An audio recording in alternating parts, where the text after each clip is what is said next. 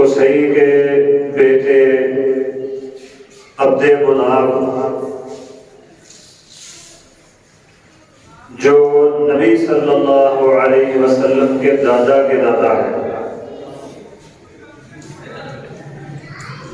ان کا اصل نام مغیرہ تھا اور ان کی والدہ منات بت کے ساتھ محبت کرتے تھے، یعنی منات کو اپنا خدا اپنا رب سمجھتے تھے۔ حبہ بنت حلیل جس کا نام تھا،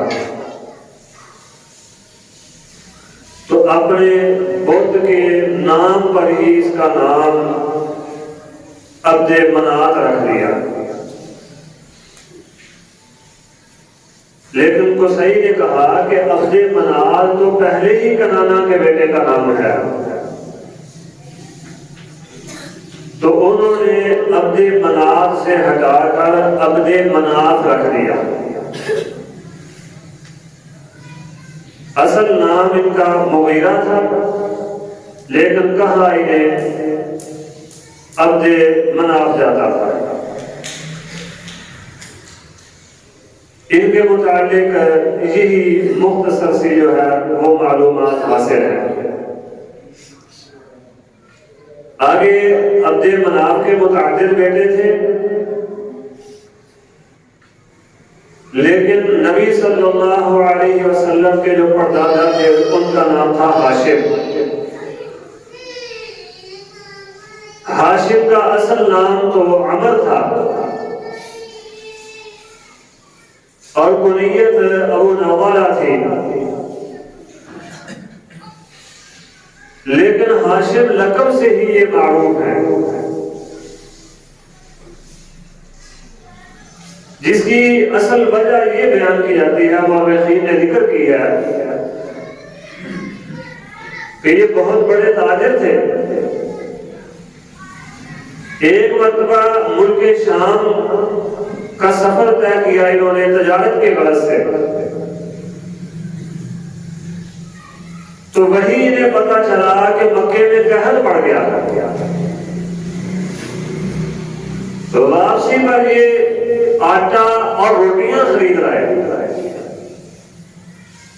مکے میں آ کر انہوں نے گوشت کا سالن بنایا اور شوربے میں روٹیاں بھگو کر سرید بنا کر اپنے قوم اپنے قبیلے کو اور مکے والوں کو کھلائی۔ اسی سے ان کا نام ہاشم پڑ گیا۔ ہاشم اصل میں لفظ جو ہاشم ہے یہ حشم سے ہے، جس کا معنی ہے کھوکھلی اور خشک چیز کو ٹکڑے ٹکڑے کرنا۔ تو ہاشم نے خشک چیز کو ٹکڑے کر کے، یعنی خشک روٹی کو ٹکڑے کر کے گوشت میں بھگو کر گوشت کے شوربے میں اپنی قوم کو کھلایا تھا۔ اس نسبت سے ان کا نام ہاشم، لقب ہاشم پڑ گیا۔ اسی لقب سے یہ معروف ہوئے۔ انتہائی سخی آدمی تھے۔ انہوں نے نجاشی بادشاہ، اسی طرح روم کے بادشاہ سے کچھ معاہدے کیے تجارت کے، تو موسم سرما اور موسم گرما کے دو تجارتی سفر طے کیے، یعنی تجارت کی غرض سے یہ سردی میں یمن اور حبشہ کی طرف سفر کیا کرتے تھے، اور اس غرض سے انہوں نے یمن کے بادشاہ نجاشی کے ساتھ کچھ معاہدے کیے تھے، اور موسم گرما میں یہ شام اور غزہ کی طرف جایا کرتے تھے، تو اس کے لیے بھی روم کے بادشاہ کیسر کے ساتھ انہوں نے کچھ معاہدے کیے تھے۔ اللہ تعالیٰ نے قرآن مجید کی سورۃ قریش میں انہی دو سفروں کا ذکر کیا۔ فرمایا لِإِيلَافِ قُرَيْشٍ إِيلَافِهِمْ رِحْلَةَ الشِّتَاءِ وَالصَّيْفِ، یہ ہاشم کے طے کردہ دو سفروں کا ذکر اللہ تعالیٰ نے سورۃ قریش میں کیا۔ نبی علیہ السلام نے قریش کی جو 10 خصوصیات بیان فرمائی ہیں ان میں ایک خصوصیت یہ بھی ذکر کی ہے کہ اللہ تعالیٰ نے ایک سورت قرآن مجید میں نازل فرمائی ہے جس کا نام ہی سورت قریش رکھا ہے،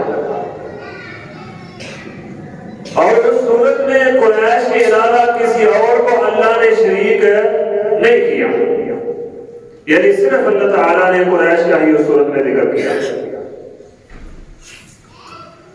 اللہ اکبر کبیرہ، انتہائی سخی آدمی تھے، انتہائی بردبار آدمی تھے، انتہائی خوبصورت اور حسین جمیل تھے، اعلیٰ نسل تو کائنات کا ہم نے پہلے ہی ادا کیا تھا۔ ایک مرتبہ ملک شام کا سفر کیا انہوں نے، تو رستے میں جاتے ہوئے یثرب جس کو آج ہم مدینہ کہتے ہیں،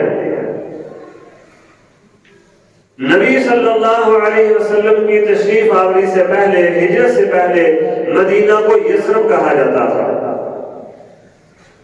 یثرب کے بازار نبت سے یہ گزرے، انہوں نے دیکھا ایک عورت ہے، بڑی خوبصورت ہے، بڑی حسین و جمیل ہے، ذہانت و فطانت اس کے چہرے پر عیاں ہے، تو لوگوں سے پوچھنے لگے کہ یہ کون سی عورت ہے؟ لوگوں نے بتایا یہ خزرج قبیلے کے سردار عمر بن زید نجاری کی بیٹی ہے، اس کی شادی ہو چکی تھی پہلے، 2 بیٹے تھے، لیکن میاں بیوی میں نباہ نہ ہو سکا تو علیحدگی اختیار کر گیا۔ تو ہاشم نے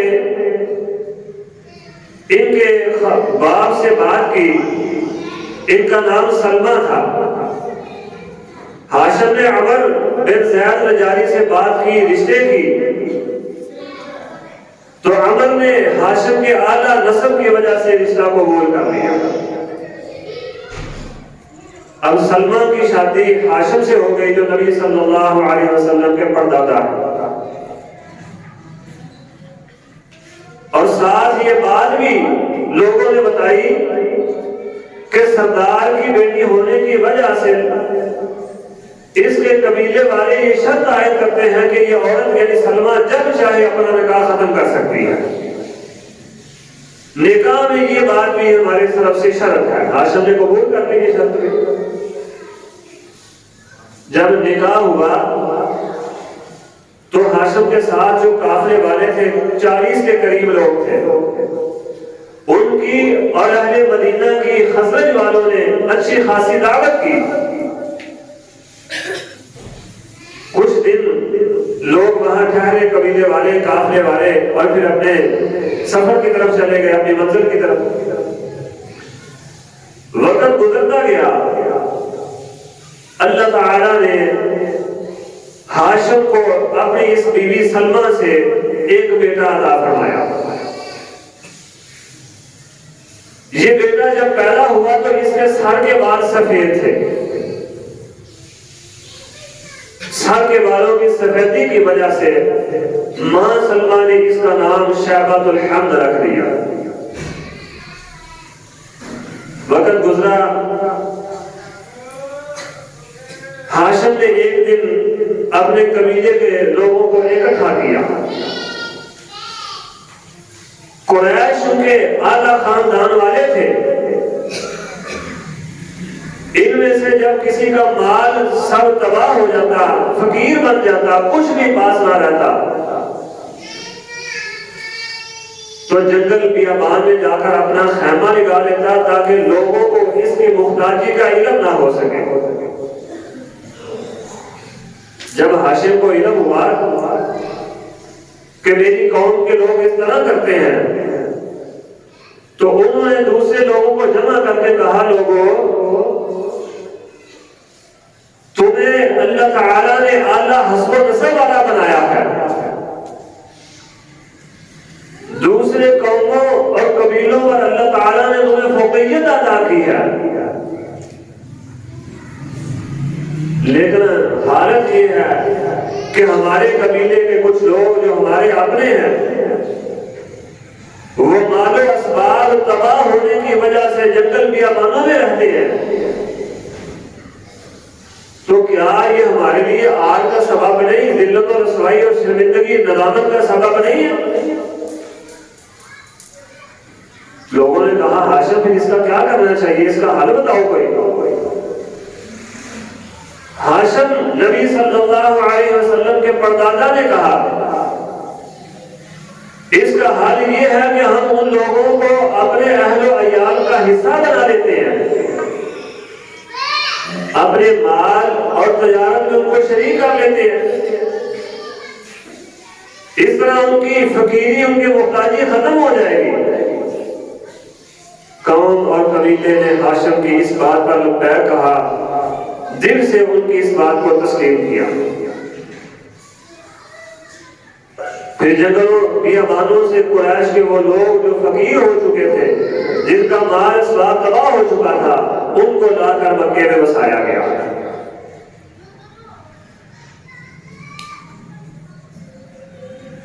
ایک مرتبہ ہاشم نے شام کا سفر طے کیا تجارت کی غرض سے۔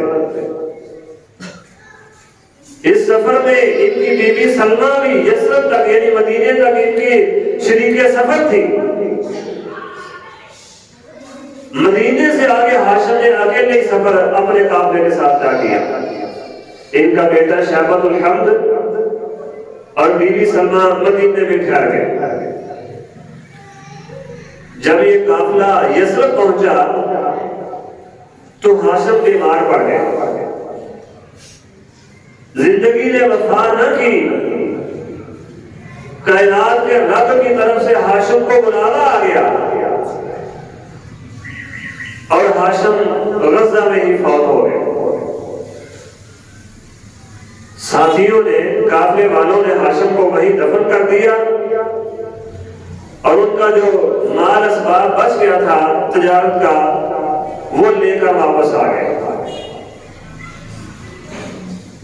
عبد مناف کی اولاد میں سے ہاشم وہ پہلے شخص ہیں جو فوت ہوئے تھے،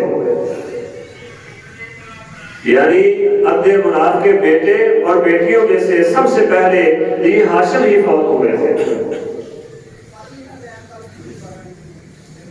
اور جب ان کی وفات ہوئی، بعض مورخین لکھتے ہیں ان کی عمر 20 سال تھی، بعض لکھتے ہیں 25 سال تھی،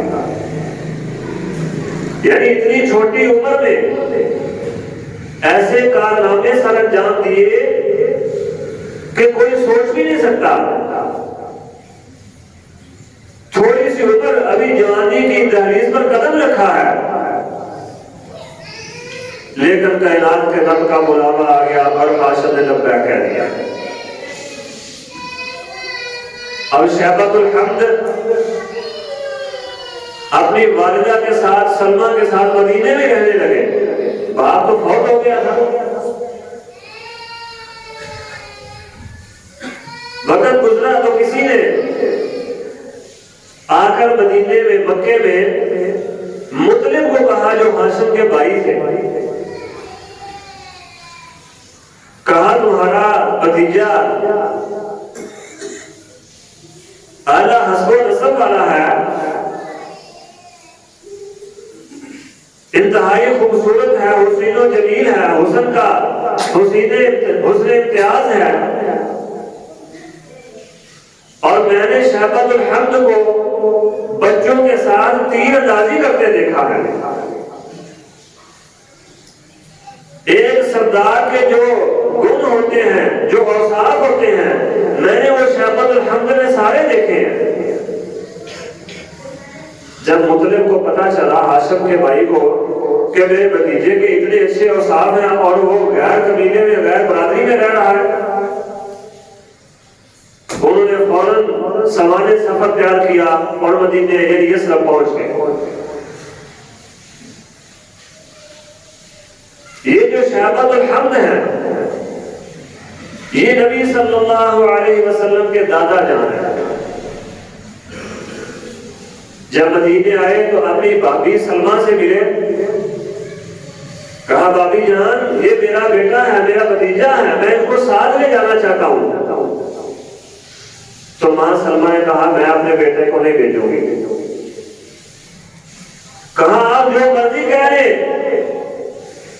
یہ اعلیٰ خاندان والا ہے، اعلیٰ حسب و نسب والا ہے، اپنے قبیلے میں اپنی برادری میں جائے گا، اس کا مقام بڑھے گا۔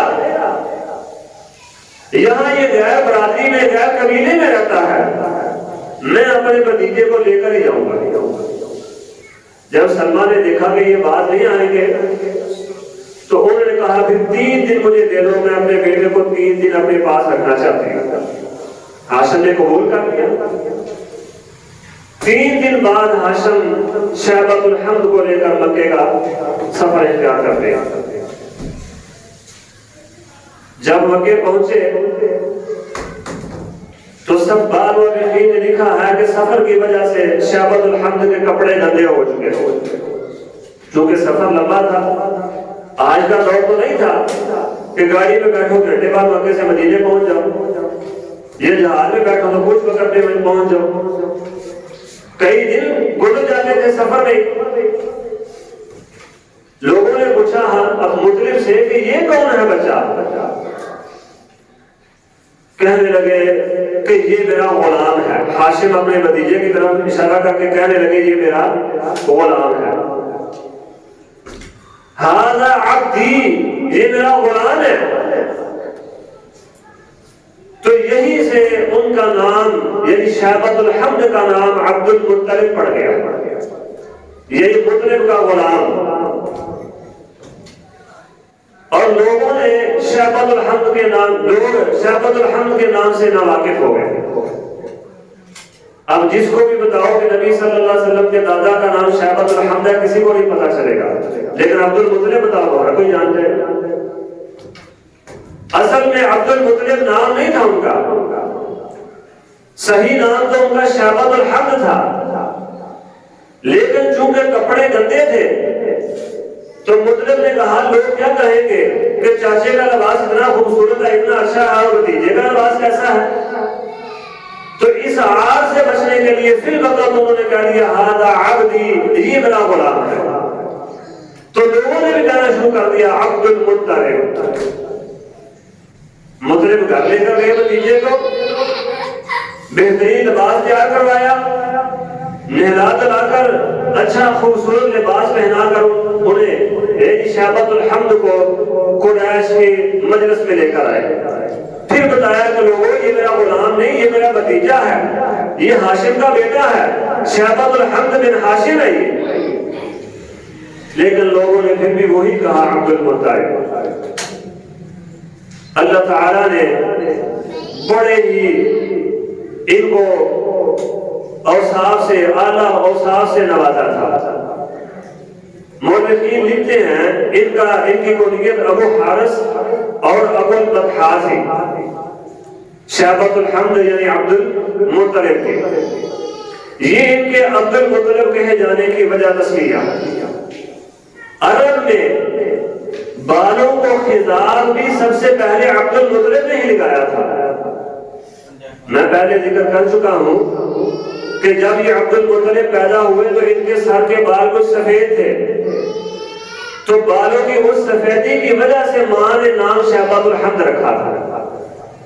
بعد آپ سن چکے ہیں کہ عبد المطلب ان کو کس وجہ سے کہا گیا۔ یہ یمن گئے تھے تو یمن کے بادشاہ نے انہیں کہا کہ اپنے بالوں کو خضاب کیوں نہیں لگا لیتے؟ تو عرب میں سب سے پہلے خضاب عبد المطلب نے لگایا۔ عبد المطلب بیان کرتے ہیں ایک دن میں سویا ہوا تھا حتیم میں،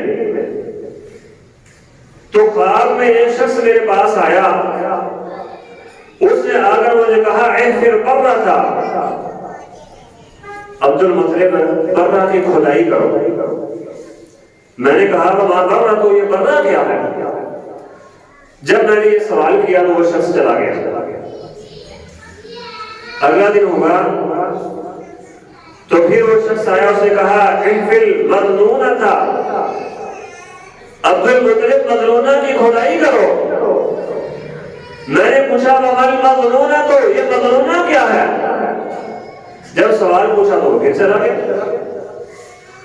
تیسرا دن ہوا تو پھر وہ شخص آیا، میں وہی حتیم میں سویا ہوا تھا، اس نے کہا احفر طیبہ تھا، پھر طیبہ کی کھدائی کرو۔ میں نے پوچھا وما طیبہ، تو یہ طیبہ کیا ہے؟ جب سوال کیا وہ شخص پھر چلا گیا۔ چوتھا دن ہوا تو شخص خواب میں حدیث نہیں لیٹا ہوا تھا، وہ پھر آ گیا۔ اس نے کہا احفظ زمزم، عبد المطلب زمزم کی کھدائی کرو۔ میں نے پوچھا یہ زمزم کیا ہے؟ اب چوتھے دن اس شخص نے بتایا لا تصرف ابدا ولا تزم تسقي الحجيج الاعظم، یہ ایک ایسا کنواں ہے پانی کا جو نہ کبھی ختم ہوگا نہ کبھی خشک ہوگا، اور حجاج کی یعنی حاجیوں کی بہت بڑی جماعت کو یہ سیراب کرے گا، پانی پیئیں گے تو پانی ختم اس کا نہیں ہوگا۔ میں نے پوچھا پھر اس کی کوئی نشانی بتاؤ۔ اصل میں جب سیدنا اسماعیل علیہ السلام میں نے شروع میں ذکر کیا تھا، جب مکے میں ابراہیم علیہ السلام چھوڑ کر گئے کہ ان کو اور ان کی والدہ کو، تو بنو جرہم تھے جو اسماعیل علیہ السلام کے بعد مکے میں آ کر رہائش پذیر ہوئے۔ جب ان کی بے اعتدالیاں حد سے بڑھنے لگی، حاجیوں پر ظلم و ستم حد سے بڑھنے لگا، تو اللہ تعالیٰ نے جو ان کو عظمت عطا فرمائی تھی وہ ان سے چھین لی۔ جو بیت اللہ کی خدمت، حاجیوں کی خدمت اللہ تعالیٰ نے انہیں نصیب کی تھی، وہ اللہ نے چھین لی۔ اور ان کا جو آخری شخص تھا عمر بن حارث جرحمی، اس نے جو بیت اللہ کے تحفے تحائف سے قیمتی اور نفیس چیزیں تھی، اس کو زمزم کے کنویں میں پھینکا، تیر تلواریں جو بھی بیت اللہ کا ساز و سامان تھا، لوگوں نے تحفے تحائف کے صورت میں پیش کیا تھا بیت اللہ میں اللہ کے لیے، وہ سارا زمزم کے کنویں میں پھینک کر تو زمزم کے کنویں کو بند کر دیا، ختم کر دیا، یہاں تک کہ نشان بھی مٹا دیے۔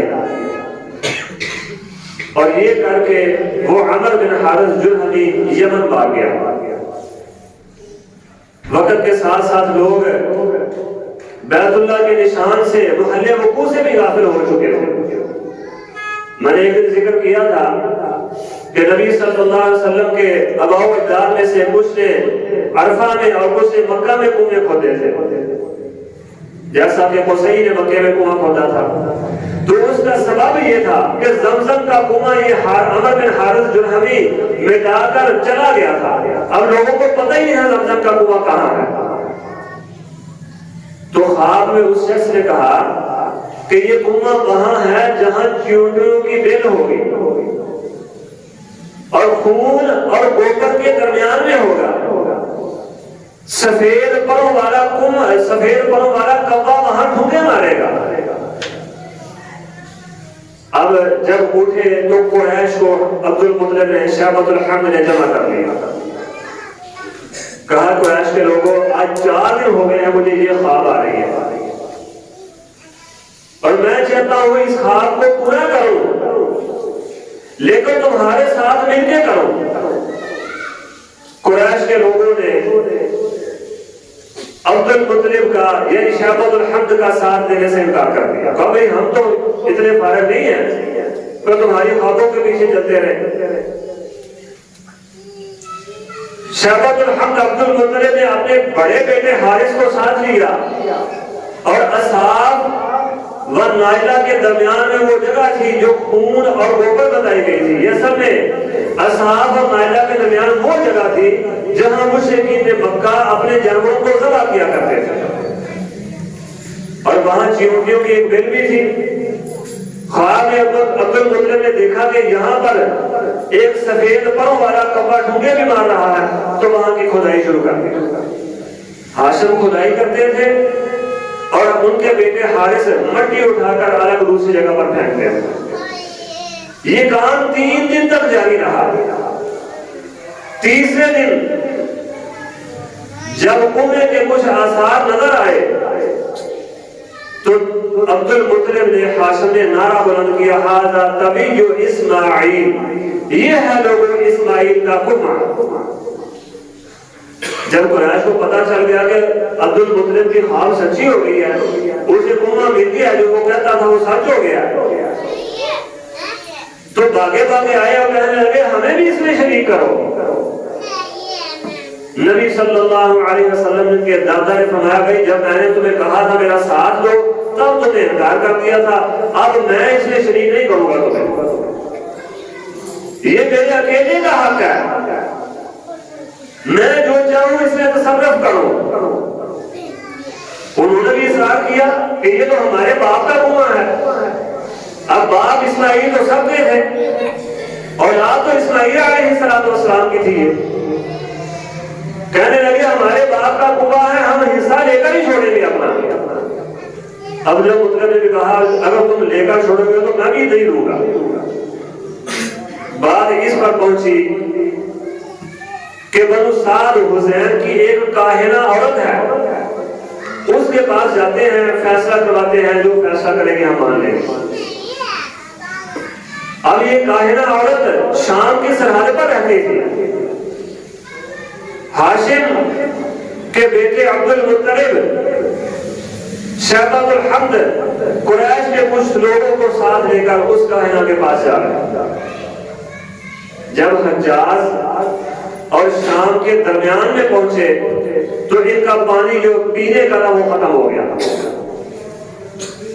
یہ صحرا تھا، گرمی کی شدت تھی، پانی نہ ملا تو انہوں نے یہ مان لیا کہ اب ہم سب کی موت یہاں پکی ہے۔ ہاشم نے عبد المطلب نے کہا شیبۃ الحمد نے بھائی اس کا کوئی حل ہونا چاہیے، تو کہنے لگے ہماری سمجھ میں تو کچھ نہیں آتا، تمہاری سمجھ میں کوئی ہے تو بتا دو۔ عبد المطلب نے کہا ایسا کرتے ہیں، یہ صحرا ہے، لمبا چوڑا صحرا ہے، بھوکے پیاسے ہم اس کو نہیں گزر سکتے اس صحرا سے، تو کیوں نہ اپنی اپنی قبریں کھود کر یہاں بیٹھ جائیں، جو مرے اس کے دوسرے ساتھی اس کو دفن کر دیں۔ ساروں کی، تمام لوگوں کی جسم خراب ہونے سے بہتر ہے جو آخری بچ جائے اس اکیلے کا جسم خراب ہو جائے بس۔ لوگوں نے کہا عبد المطلب بات تو تیری ٹھیک ہے، اپنی اپنی قبروں کی کھدائی کی اور جمع ہو کے بیٹھ گئے موت کے انتظار میں کہ کب کس کو موت آئے، اس کے دوسرے ساتھی اسے دفن کرے اور پھر تیسرے دوسرے کی آئے اس کو دفن، یہاں تک کہ ایک باقی بچ جائے۔